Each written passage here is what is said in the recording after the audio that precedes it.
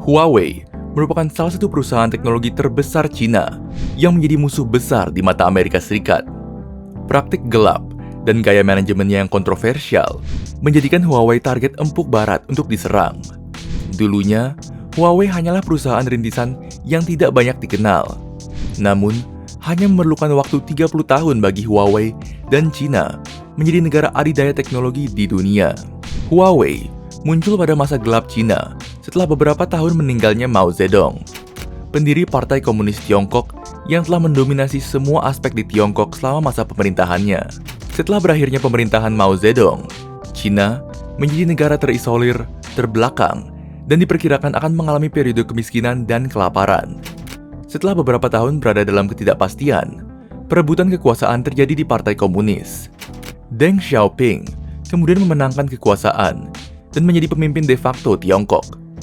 Ia merupakan sosok yang kontradiktif. Pada masa pemerintahan Mao, Deng adalah seorang sekutu. Namun, ia merupakan ekonom yang kompeten. Ia mengambil beberapa kekurangan dan celah dari pemerintahan sebelumnya. Meskipun Deng mempertahankan retorika komunis dan struktur partai, ia memprakarsai reformasi ekonomi yang signifikan pada tahun 1979. Tetapi, Partai Komunis menganggapnya sebagai pengkhianatan kapitalis. Deng memulai dekolektivisasi, proses di mana aset dan industri milik negara disewa dan dimiliki secara pribadi. Reformasi tersebut berhasil dan produksi di seluruh negeri menjadi lebih efisien. Cina menciptakan ekonomi swasta sendiri di samping perusahaan milik negaranya. Selain itu, Cina juga membuka diri kepada dunia dengan membuka jalur perdagangan internasional. Pada tahun 1980, Cina membentuk Zona Ekonomi Khusus Shenzhen. Wilayah ini dibentuk khusus untuk perdagangan internasional. Setelah adanya zona ekonomi khusus ini, pengusaha Cina berbondong-bondong ke kota Shenzhen untuk mengembangkan bisnis mereka.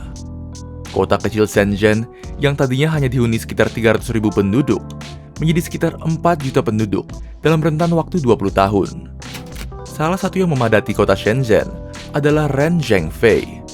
Ia adalah seorang anggota militer Tiongkok yang memiliki insting bisnis dan usaha. Ren merupakan salah satu korban selamat dari bencana kelaparan Cina sepeninggal Mao tahun 1950. Ia kemudian memutuskan mengikuti pelatihan militer hingga menjabat sebagai anggota unit teknik tentara pembebasan yang akan membangun banyak pabrik maju untuk Cina. Namun, tahun 1983, unit teknik Ren dibubarkan dan ia terpaksa kehilangan pekerjaan. Ren kemudian memutuskan hidup dengan ekonomi sipil. Kemampuan yang dimiliki Ren cukup mumpuni, sehingga dengan mudah mendapatkan pekerjaan baru. Pekerjaan pertama setelah tidak menjadi anggota adalah di perusahaan milik negara Shenzhen Electric selama 4 tahun. Tahun 1987, Ren memutuskan keluar dan mendirikan perusahaan sendiri bernama Huawei.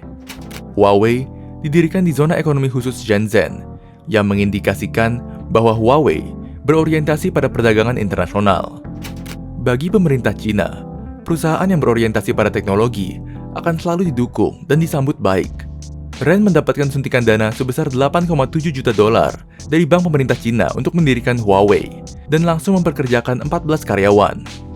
Rencana awal Huawei hanya sederhana. Mereka akan mengimpor peralatan switching dari Hong Kong dan menjualnya kembali di Cina. Sebagian perusahaan Cina saat itu melakukan hal yang sama, mengimpor barang lalu dijual kembali ke dalam negeri. Selama beberapa tahun awal, Huawei masih banyak melakukan riset dan sedikit memproduksi. Klien pertama Ren adalah militer Cina. Ren berpikir bahwa memiliki perangkat keras telekomunikasi sendiri adalah salah satu masalah keamanan negara. Setelah mendapatkan kontrak dari pemerintah, Ren menginvestasikan dananya untuk memperluas riset dan development serta kapasitas produksinya. Dari sisi pasar, Ren ingin produknya dapat dinikmati semua orang, sehingga ia memasang harga yang terjangkau. Dalam waktu 10 tahun, Huawei telah menjadi penguasa teknologi komunikasi di Cina. Untuk melakukan ekspansi dengan cepat, Ren membuat kebijakan agar karyawannya dapat berinvestasi di Huawei sesuai dengan kinerja mereka. Itulah salah satu cara menarik orang yang kompeten, serta cara mempertahankan mereka. Namun lingkungan dan sistem kerja di Huawei tidaklah manusiawi. Karyawan harus bekerja di lingkungan yang beracun. Jam kerja panjang dari jam 9 pagi hingga jam 9 malam selama 6 hari kerja. Loyalitas dan dedikasi yang tinggi dari karyawan memungkinkan Huawei unggul dalam satu aktivitas tertentu, yaitu perusahaan spionase. Pencurian kekayaan intelektual Cina bukanlah hal baru. Namun, yang dilakukan Huawei sudah melebihi batas.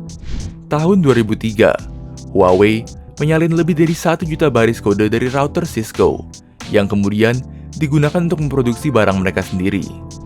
Lebih parah lagi, pada 2007, seorang karyawan Motorola diketahui mengirimkan IP langsung kepada eksekutif Huawei. Di internal perusahaan Huawei memiliki papan khusus yang berisi hasil curian karyawannya yang berupa rahasia perusahaan pesaingnya.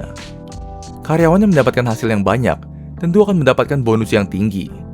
Citra Huawei masih dapat dikatakan baik karena harganya yang kompetitif. Di tengah banyaknya tuduhan plagiasi dan pencurian kepada Huawei. Namun bagi pasar internasional, nama Huawei sudah tidak bisa banyak didengar lagi saat ini. Pada tahun 2009, Huawei mendapatkan kontrak membangun jaringan 4G Swedia. Padahal di Swedia, terdapat perusahaan telekomunikasi terbesar di dunia saat itu, yaitu Ericsson. Selama dekade berikutnya, perangkat keras Huawei akan menjadi pondasi jaringan di seluruh dunia. Pertumbuhan internasional Huawei berjalan begitu cepat. Huawei menghasilkan lebih dari 100 miliar dolar dari 170 negara. Sehingga Barat mulai berkonspirasi menjatuhkan Huawei. Perang dingin teknologi terjadi antara Cina dan negara-negara yang berada di bawah pengaruh Amerika Serikat.